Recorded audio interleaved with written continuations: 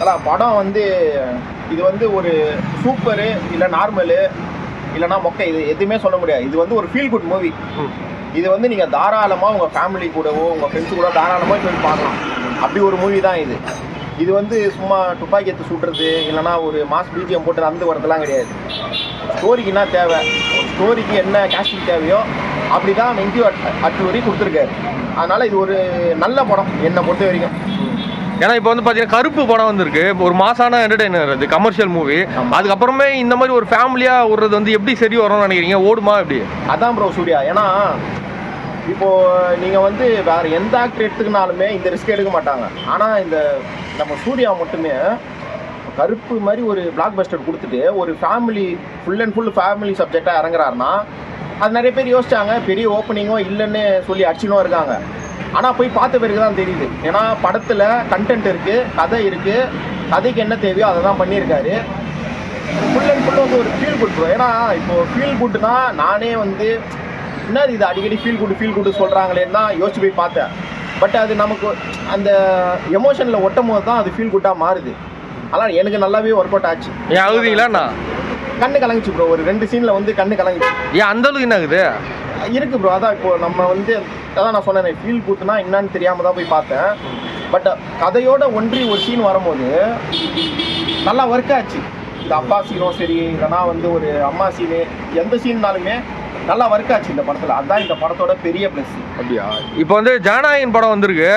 இப்போ அது கூட வந்து காம்பீட்டாக இது வந்து தேட்டரில் ஆக்சுவலாக ஒன்றா தான் ஓடுது. இல்லை நீங்கள் ஜனநாயகன் வந்து ஒரு படமாகவே எடுத்துக்க முடியாது. அது வந்து என்ன சொல்கிறது, அது வந்து ஒரு ஃபேன்ஸுக்கானதுன்னு எடுத்துக்கலாம்.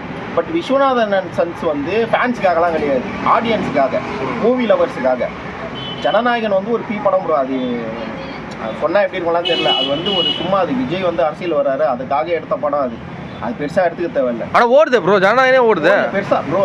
அதாவது ஜனநாயகன் ஒரு வாரம் ஓடிச்சு, வந்து ஸ்பைடர் மேன் அச்சு தூக்கின்னு போயிடுச்சு.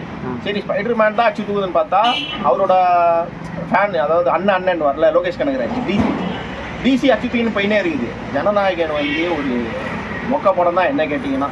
அது சும்மா இந்த பொலிட்டிக்கல் இந்த தொண்டர்கள்லாம் சேர்ந்து ஓட வைக்கிறது தான் அது.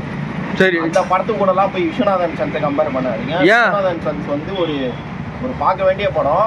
அதான் நான் சொல்கிறேன்ல, இது வந்து ஒரு நீங்கள் வந்து எக்ஸ்பெக்ட் பண்ணி போக தேவையில்லை, எதுவுமே நினச்சினே போக தேவையில்லை. ஆனால் நீங்கள் போயிட்டு வந்தீங்கன்னா ஒரு நல்ல ஒரு ஃபீல் இருக்கும் உங்கள் மனசாட்சி. இல்லையா? இப்போ டாப் ஹீரோஸ் பார்த்தீங்கன்னா இப்போதைக்கு விஜய் சூர்யா அதை கம்பேர் பண்ணி ஆகணும். இப்போ ஜனநாயகனையும் நீங்கள் வந்து விஸ்வநாதன் சன்ஸை கம்பேர் பண்ணிங்கன்னா எப்படி உங்களுக்கு? பண்ணக்கூடாது. அதாவது நீங்கள் ஜனநாயகனும் கருப்பும் கம்பேர் பண்ணலாம். கருப்பு வந்து ஒரு ஃபுல் அண்ட் ஃபுல் கமர்ஷியலு அப்படி எடுத்துக்கலாம். பட் விஸ்வநாதன் சன்ஸ் வந்து என்னை பொறுத்த வரைக்கும் என்னன்னா, இது வந்து ஒரு அதாவது நம்மளோட எமோஷன் கூட விளாடுற ஒரு படம் தான் இது. நான் ஃபுல் படத்தை பார்த்துட்டு எனக்கு அதுதான் சொல்கிறேன்ல, எனக்கு நல்லா ஒர்க் ஆச்சு இந்த படம். இப்போ நம்ம கொஞ்ச நாள் முன்னாடி மெய்யழகன்னு ஒரு படம் வருதுல்ல, அந்த படத்தை மிஸ் பண்ணிட்டோம் நிறைய பேர் ஃபீல் பண்ணுறாங்க. இந்த படத்தை மிஸ் பண்ணக்கூடாது. நீங்கள் போய் பார்த்துட்டு தேட்டரில் எக்ஸ்பீரியன்ஸ் பண்ணிவிட்டு அதுக்கப்புறம் ஃபீல் பண்ணிக்கோங்க. அப்படின்னு தான் சொல்ல வரேன். நல்ல படம் இது. சரி, ஓகே. இப்போ மமிதா பைஜல் எப்படி பண்ணியிருக்காங்க ப்ரோ? அதான் ப்ரோ, அது இந்த நிறைய இன்டர்வியூஸில் கூட சொன்னாப்புல, இது சூர்யா சொன்னார், ராதிகா மேம்லாம் சொன்னாங்க. அதான் இந்த படத்துக்கு மமிதா தவிர வேறு யார் பண்ணியிருந்தாலுமே படம் பார்க்க முடிஞ்சிருக்காரு. ஒரு சீனுக்கும் நீங்கள் தலையை தான் பொறுத்திருக்கணும், என்னடா இவனுக்கு பிரிஞ்சு பண்ணியிருக்கானு. பட் அவங்க வந்து ரொம்ப அழகாக அந்த கேரக்டருக்கு அவங்க தான் பொருத்தமாக இருப்பாங்கங்கிற நினச்சிட்டு கரெக்டாக பண்ணியிருக்காங்க. ஓவர் டூபம் பண்ணல, கரெக்டாக இருக்குது, நல்லா இருக்குது பார்க்குறதுக்கு. சிரிப்பு நல்லா, காமெடி நல்லா ஒர்க் அவுட் ஆகிருக்கு. அப்போ காமெடி படமா இது? காமெடி அதாவது லைஃப்பில் எல்லாமே தான் ப்ரோ வேணும். நீங்கள் சும்மா எமோஷனை வச்சு எதுவும் பண்ண முடியாது. காமெடி வேணும், எமோஷன் வேணும், அதாவது எல்லாமே வேணும். எல்லாமே கலந்து தான் லைஃப். அதை தான் தேவையானது இது விஸ்வநாதன் சன்ஸில் வெங்கி அட்லூரி கொடுத்துருக்காரு. இந்த ஜோதிகா ரெஃபரன்ஸ் ஒரு சீன் வரும், ட்ரெய்லர்லேயே பார்த்துருக்கோம். அதுக்கு ஆடியன்ஸ் ரெஸ்பான்ஸ் எப்படி இருந்தது? தேட்டரில் நல்லாவே ஒர்க் அவுட் ஆகிடுச்சு ப்ரோ. ஏன்னா அது வந்து என்ன சொல்கிறது, வைக்கணும்னு வச்ச மாதிரிலாம் கிடையாது. படத்தில் சூர்யாவுக்கு அந்த மாதிரி ஒரு கேரக்டர், அதை அவர் ஜஸ்டிஃபை பண்ணுற மாதிரி ஒரு சீனு நல்லா இருக்குது. ரொம்ப கிரிஞ்சாலாம் இல்லை. நான் என்ன ரொம்ப பயந்தேன்னா, இந்த படம் ரொம்ப கிரிஞ்சாக போயிடுச்சுன்னா அட்ரு ஃப்ளாப் ஆகிடுமே தான் பயந்தேன். ஆனால் அப்படிலாம் எதுவுமே இல்லை. இந்த படம் வந்து நினச்சதை விடவே நல்லா வந்திருக்குன்னே சொல்லலாம். அப்படிங்களா? இப்போ பார்த்தீங்கன்னா இப்போ இந்த படம் கூடிய மகுடம்னு ஒரு விஷால் படம் வந்திருக்கு, அது ஓடுமா நினைக்கிறீங்களா? இல்லை இது ஓடாது ப்ரோ. ஏன் ப்ரோ? ஒரு படம் ஓடுமா ஓடாதாங்கிறத ஒரு ட்ரெய்லர் வச்சு கூட கெஸ் பண்ண முடியும். நீங்கள் மகுடம் ட்ரெய்லர் எடுத்து பாருங்களேன். ஒரு படத்தை எடுத்தாச்சு, கட் பண்ணி ஒரு ட்ரெய்லர்னு கட் பண்ணி விடுறாங்க. அந்த ட்ரெய்லரே இன்ட்ரெஸ்டாக கிடையாது. மகுடம் படம் நீங்கள் வேணால் நோட் பண்ணீங்க, அட்ரு ஃபாப் ஆகும். ஏன்னா நிறைய பாசிட்டிவ் ரிவ்யூ வருது மகுடமுக்கு. இந்த படம் வந்து சீரியல் மாதிரி இருக்குன்னு சொல்றாங்க. புரட்சி தளபதியோட தொண்டர்கள் பண்ற வேலை தான் அதெல்லாம். நீங்க தளபதி தொண்டர்கள் பார்த்துருப்பீங்க, புரட்சி தளபதி தொண்டர்கள் பார்த்துருக்க மாட்டீங்க. அவனுக்கு தான் இந்த படத்தை வந்து இப்போ ஓட வைப்பானுங்க. ஒரு ஷோ 2 ஷோ ஓடுது, நக்கின் தான் போகும் பாருங்க. அது நல்லா இருக்காது. இப்போ விஸ்வநாதன் சன்ஸ் வந்து நிறைய பேர் சீரியல் மாதிரி இருக்கு, இதெல்லாம் எப்படி தேட்டர்ல வந்து பாக்குது அப்படின்னு கேக்குறாங்களே. அதான் இப்போ விஜய் கொஞ்ச நாள் முன்னாடி வாரிசுன்னு நடிச்சாரு, சீரியல் மாதிரி தான் சொன்னாங்க. ஆனா படம் ஓடிடுச்சு. இது வாரிசு கூட நான் கம்பேரும் பண்ணல. வாரிசு ஒரு டைப்பான படம் தான். இது வந்து எல்லாரும் பார்க்க வேண்டிய படம் தான் நான் சொல்றேன். விஸ்வநாதன் சன்ஸ் வந்து ஒரு ஃபீல் குட், ஒரு சூப்பரான படம், அவ்வளோதான். சரி, இப்போ நீங்கள் வாரிசுன்றதுனால வாரிசே கேட்குறேன். வாரிசு நல்லா இருக்கா இல்லை இது நல்லா இருக்கா? அப்புறம் வாரிசுக்கு இப்போ ரேட்டிங் வச்சு பார்த்தோன்னா 5க்கு ஒரு 2 கொடுக்கலாம் வாரிசுக்கு. அதே விஸ்வநாதன் பார்த்தீங்கன்னா 5க்கு ஒரு 4 கொடுக்கலாம். ஏன்னா அந்த அளவுக்கு எமோஷன் வந்து இதில் ஒர்க் ஆகிருந்தது.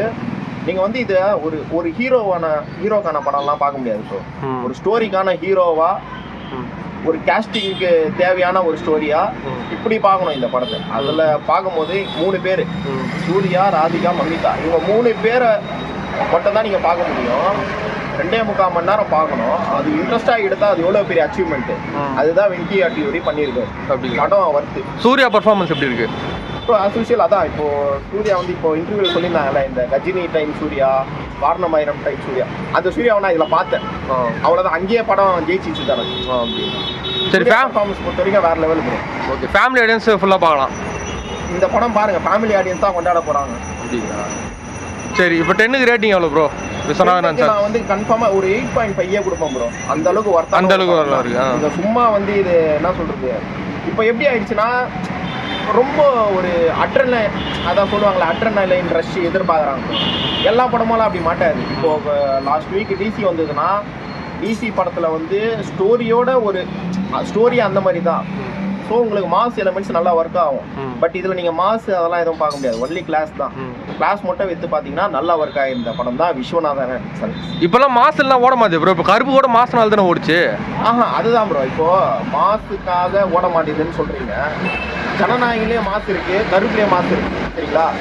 இப்போது நீங்கள் most of the normal audience எடுத்து கேட்டிங்கன்னா கருப்பு நல்லா ஒர்க் ஆகிருக்கும். ஜனநாயகன்னு விஜய் ஃபேன்ஸுக்கு மட்டும் தான் ஒர்க் ஆகிருக்கும். அதுதான் டிஃப்ரென்ஸ். ஆனால் இது விஸ்வநாதன் சன்ஸில் வந்து மாஸ் நீங்கள் எதிர்பார்க்கக்கூடாது. ஸ்டோரிக்கு என்ன தேவையோ அதை தான் கொடுத்துருக்காரு. அது நல்லாவும் ஒர்க் ஆகிருக்கு. இப்போ கண்டிப்பாக பார்க்கலான்றீங்க எல்லாரும்? பார்க்கலாம் ப்ரோ. இதெல்லாம் பார்க்க வேண்டிய படம் தான், மிஸ் பண்ணக்கூடாது. பார்த்துட்டு நல்லா சப்போர்ட் பண்ணாங்கன்னா இந்த மாதிரி படம் வந்து இன்னும் நிறையா வரும். சில பேர் இதை தேட்டரில் பார்க்க தேவையில்ல, ஓடிடிலே பார்க்கலாம், அது வரைக்கும் வெயிட் பண்ணலாம் அப்படின்றாங்க. இல்லை, அது நீங்கள் ஓடிடியில் பார்த்தாலும், நீங்கள் ஓடிடியில் பார்த்தீங்கன்னா இந்த படம் ஃபீல் பண்ணுவீங்க, இதை போய் தேட்டரில் மிஸ் பண்ணிட்டோமோ அப்படின்னு சொல்லிட்டு. இது வந்து தேட்டரில் வந்து சப்போர்ட் பண்ணாதான் நீங்கள் மெய்யழகன் மாதிரி ஃபீல் பண்ண மாட்டீங்க. இந்த மாதிரி ஒரு படத்தை போய் பார்க்காம விட்டோமோ அப்படின்னு சொல்லிட்டு. இது ஃபீல் குட்டுன்னு சொல்லிட்டு இப்போ ஒரு மாதத்துக்கு முன்னாடி ஒரு படத்தை தூக்கின்னு வந்தானுங்க, இதயம் முரளின்னு சொல்லிட்டு. அது வந்து நீங்கள் எந்த லிஸ்ட்லேயும் ஃபீல் குட்டுன்னு சேர்த்துக்கவே முடியாது. கன்றாவியான பீ படம் அது. அதை வந்து ப்ரமோஷன் கொடுத்து இந்த மீம்ஸ் எல்லாம் போட்டு பாசிட்டிவாக கொடுத்து அதனால் போய் பார்த்துட்டு காரி துப்புனவன் தான் அதிகம் அந்த படத்தை பார்த்து. அது ஒரு இதயம் முரளின்றத விட மயிர் முரளின்னு வச்சிருக்கலாம் அந்த படத்துக்கு பேர். மொக்க படம் அது. சரி, இப்போ இந்த படம் வந்ததுனால சூர்யாவுக்கு பேக் டு பேக் கம்பேக்னு சொல்லலாமா? கம்பேக் தான் ப்ரோ. என்னை பொறுத்த வரைக்கும் இது வந்து பக்காவான கம்பேக் தான். ஏன்னா அவரோட மைண்ட் செட் யாராலையுமே புரிஞ்சிக்கவே முடியாது. கருப்பு மாதிரி ஒரு மாதம் ஒன்று நடிச்சுட்டு எதுக்கு இதை ஒத்துக்கினார்னா படம் போய் பார்த்தா தான் தெரியுது இது அவருக்கான ஒரு படமோ அப்படின்ற மாதிரி தான் தோணுது. நல்லா நடிச்சிருக்காரு, எமோஷன் நல்லா ஒர்க் ஆகிருக்கு இந்த படத்தில். கண்டிப்பாக கலெக்ஷன் அடிக்கன்றீங்க? கலெக்ஷன் அதான் ப்ரோ. இப்போ ரொம்ப வரலன்னா கூட அதுதான் சொல்கிறேன்னே, இது ஒரு ஃபீல் குட்டுனா நீங்கள் அந்த ஜோன்லேயே போயிடணும். நீங்கள் வந்து ஒரு இது வந்து பேன் இண்டியன் மூவி கிடையாது, ஒரு மாசான மூவிலாம் கிடையாது. ஃபீல் குட் மூவினா அதுக்கு என்ன தேவையோ இந்த படத்தில் எல்லாமே இருக்குது. போய் பார்த்துட்டு வந்தீங்கன்னா ஒரு ஒரு ஃபீல் குட்டாக இருக்கும். அவ்வளோ. உங்களுக்கு பிடிச்ச சீன் எதனா ஒன்று? பிடிச்ச சீன்னா சூர்யா ஒரு சீனுக்கு உடக்கி அழுவார். அதெல்லாம் வந்து எந்த ஹீரோவாலையும் பண்ண முடியாதுன்னு தான் தோணுச்சு எனக்கு. இப்போ டாக்ஸிக்குன்னு ஒரு படம் வருது யாஷ்க்கு, அவர் வந்து சும்மா வருவார், துப்பாக்கி எடுப்பார், சுடுவார். இந்த மாதிரி ஆக்டிங்லாம் அவர்கிட்ட பார்க்க முடியாது. சூர்யா வந்து எப்பவுமே ஒரு பர்ஃபார்மர் தான். அதனால் அந்த சீன்லாம் நம்மளுக்கே அறியாமல் கண்ணில் தண்ணி வரும். அந்த மாதிரி நடிச்சிருக்காரு. சரி ப்ரோ, ஓகே. அப்போ ஒருத்தர் படம் போய் பார்த்துட்டு சொல்லுங்கள். அதுக்கப்புறம் ஏமா தப்புனா சொல்லுங்கள், பார்ப்போம். சரி, ஓகே.